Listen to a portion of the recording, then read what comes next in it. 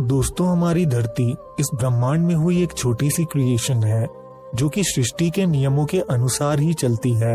इसका निर्माण होता है, ये विकसित होती है और फिर एक दिन हमेशा के लिए नष्ट हो जाती है। इस विकास क्रम के दौरान धरती में अलग अलग युग आते हैं और इन युगों की अपनी खास कैरेक्टरिस्टिक्स होती हैं। अलग अलग युगों में अनंत प्रकार के जीव जंतु पाए जाते हैं जो समय में आगे चलकर विलुप्त हो जाते हैं।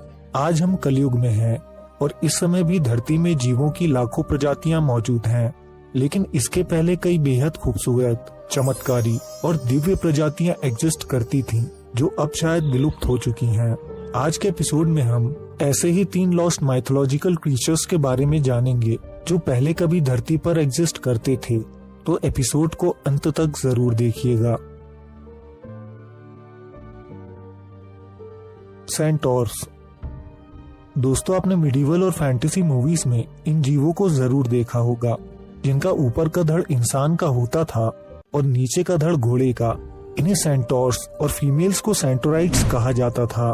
दोस्तों, इनके ओरिजिन की कहानी हमें ग्रीक माइथोलॉजी में मिलती है। जिस तरह हमारे भारत में हम देवी देवताओं की पूजा करते हैं और सतयुग में इंसानों का सीधा संपर्क उनसे होता था, उसी तरह ग्रीक माइथोलॉजी में भी कई देवी देवताओं का वर्णन मिलता है जिनके मुख्य किरदार जियस हैं। प्राचीन काल के ग्रीस में आइक्सियन नाम के राजा थे जिन्हें काफी पसंद किया जाता था। एक बार जियस ने आइक्सियन को दावत पर बुलाया। आइक्सियन वहां पहुंचे और उन्होंने जियस के साथ भोजन किया और ढेर सारा नेक्टर पिया। नशे में आने के बाद उनके मन में गॉडेस हीरा के लिए ही विकार जाग गया। जियस ने उनके मन की बात पढ़ ली और एक बादल से हीरा के जैसी लड़की का निर्माण कर दिया। जियस देखना चाहते थे कि आइक्सियन आगे क्या करते हैं। आइक्सियन ने हीरा के साथ संबंध बनाए।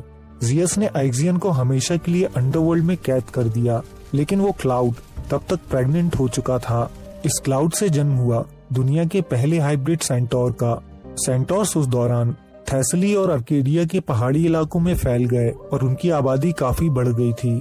सेंटोर्स ज्यादातर समूहों में रहते थे और काफी गुस्सैल स्वभाव के होते थे। गुस्से के साथ साथ इनके अंदर काफी लस्ट भी होती थी, लेकिन सभी सेंटोर्स का जन्म आइक्सियन की वजह से नहीं हुआ था। इसीलिए कुछ सेंटोर्स को ग्रीक माइथोलॉजी में हीरो भी माना गया है।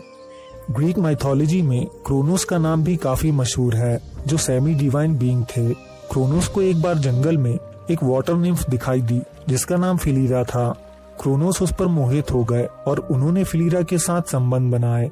एक बार संबंध बनाते समय क्रोनोस ने घोड़े का रूप ले लिया, जिसकी वजह से कायरन का जन्म हुआ था। कायरन को फिलीरा ने शर्म की वजह से अकेला छोड़ दिया, जो अपोलो को मिली। अपोलो ने कायरन को पाला और अच्छी शिक्षा दी।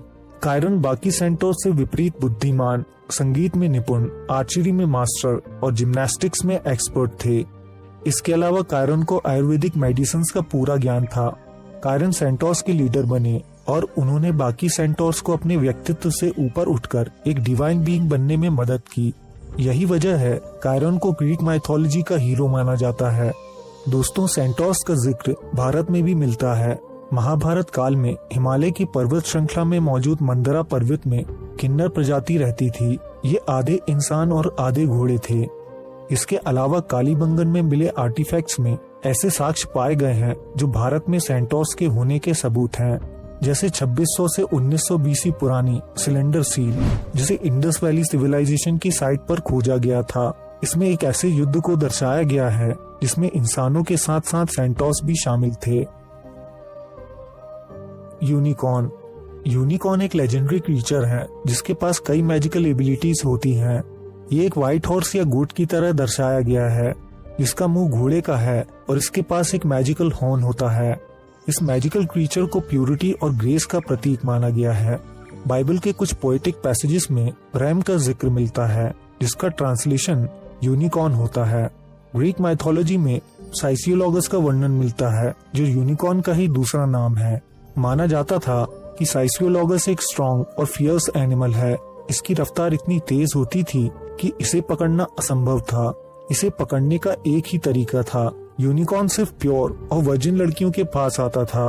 एक ग्रीक किंग यूनिकॉर्न को पकड़ना चाहता था, इसीलिए उसने एक खूबसूरत और प्योर लड़की को यूनिकॉर्न के इलाके में भेजा। जब वो उस लड़की के पास आया, तब वो उसे लेकर राजा के पास पहुंची थी। यूनिकॉर्न का सींग चमत्कारी बताया गया है। वर्णन मिलता है कि ये अपने सींग से जहर को बेअसर कर सकता था। कई राइटर्स ने यूनिकॉर्न के बारे में लिखा और उसे देखा था। इसके ओरिजिन के बारे में तो जानकारी उपलब्ध नहीं है, लेकिन आपको जानकर हैरानी होगी कि पहली बार यूनिकॉर्न को इंडिया में ही देखा गया था। ग्रीक के मशहूर हिस्टोरियन स्टेशियस ने 400 BC में इंडिया का टूर किया था। उन्होंने अपनी राइटिंग्स में लिखा कि ये चमत्कारी जीव इंडिया के बियाबान जंगलों में और हिमालय की पर्वत श्रृंखलाओं में एग्जिस्ट करते हैं। इंडस वैली सिविलाइजेशन की साइट से एंशिएंट सील रिकवर की गई, जिसमें यूनिकॉर्न का चित्रण साफ देखा जा सकता है। इसके अलावा बड़े बड़े हिस्टोरिकल फिगर्स जैसे एरिस्टोटल, प्लिनी द एल्डर और जूलियस सीजर ने जर्मनी के हर्सेनियन फॉरेस्ट में यूनिकॉर्न को देखने की बात लिखी है। चाइनीज माइथोलॉजी में भी यूनिकॉर्न का वर्णन मिलता है। गॉर्गन्स। ग्रीक लिटरेचर के अर्लीस्ट एग्जाम्पल्स में गॉर्गन्स का जिक्र मिलता है। 3 ऐसी क्रीचर्स जिनका आधा धड़ इंसान का था, आधा धड़ सांप का, और साथ ही इनके सर पर बाल की जगह जहरीले सांप थे। जो भी इनकी आंखों में देखता था वो पत्थर का बन जाता था। ये दरअसल 3 बहनें थीं जिनका जन्म फोर्की और सीटो से हुआ था। इन्हें ग्रीक माइथोलॉजी में सी गॉड्स कहा जाता है। इन 3 में से मेडुसा सबसे खूबसूरत थी। 2 बहनें शुरुआत से ही मॉन्स्टर थी और वो इमॉर्टल भी थीं, लेकिन मेडुसा शुरुआत में बेहद खूबसूरत और मॉर्टल थी। मेडुसा गॉडेस अथीना की डिवोटी थी, जो अक्सर अथीना के टेम्पल में जाकर उनकी पूजा करती थी।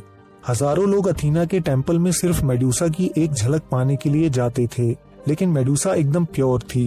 वो अपना सारा ध्यान भक्ति में लगाती थी। जल्दी गॉडेस अथीना को मेडुसा से ही जलन होने लगी, क्योंकि उनके टेम्पल में आने वाले लोग मेडुसा के लिए वहाँ आते थे। एक दिन समंदर के किनारे पोसाइडन की नजर मेडुसा पर पड़ी और वो तुरंत ही उस पर मोहित हो गए। मेडुसा ने कई बार उनके प्रस्ताव को ठुकराया था, क्योंकि वो अथीना के टेम्पल की प्रीस्टेस बनी रहना चाहती थी और उसके लिए उनका वर्जिन होना बेहद जरूरी था। एक दिन पोसाइडन ने मेडुसा से जबरदस्ती की। मेडुसा अथीना की प्रोटेक्शन पाने के लिए अथीना के टेम्पल की तरफ भागी, लेकिन अथीना ने उसे नहीं बचाया। सब कुछ हो जाने के बाद अथीना प्रकट हुई और मंदिर में हुई गतिविधियों के लिए उन्होंने मेडुसा को जिम्मेदार बताया। अथीना ने मेडुसा को श्राप दिया कि उनके खूबसूरत बालों की जगह जहरीले सांप आ जाएंगे। उनकी आंखों में जो भी देखेगा वो पत्थर का बन जाएगा। इसके बाद मेडुसा भी दुख और गुस्से से जलने लगी और काफी बेरहम बन गई। कई वॉरियर्स ने मेडुसा के सिर को धड़ से अलग करके इसे पाने की नाकाम कोशिशें की। जो भी मेडुसा से भिड़ा वो पत्थर का बन गया। अब जियस के पुत्र पर्सियस को ये काम सौंपा गया था।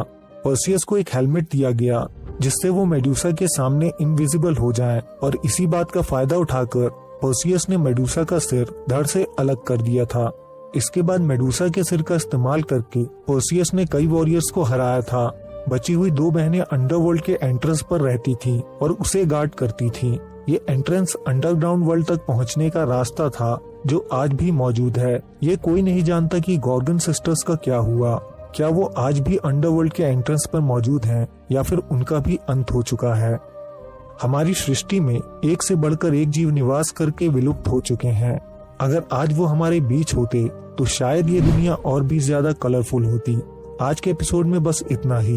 एपिसोड पसंद आया हो तो इसे ज्यादा से ज्यादा लाइक करके हमें सपोर्ट करें। कमेंट में इन क्रीचर्स के बारे में अपनी राय दें, और अगर आप भी ऐसे और क्रीचर्स के बारे में जानते हैं तो हमारे साथ शेयर करें। अगर आप नए हैं तो हमारे चैनल को सब्सक्राइब करके बेल आइकन दबा सकते हैं। हम जल्द आपसे एक नए एपिसोड के साथ मिलेंगे। धन्यवाद।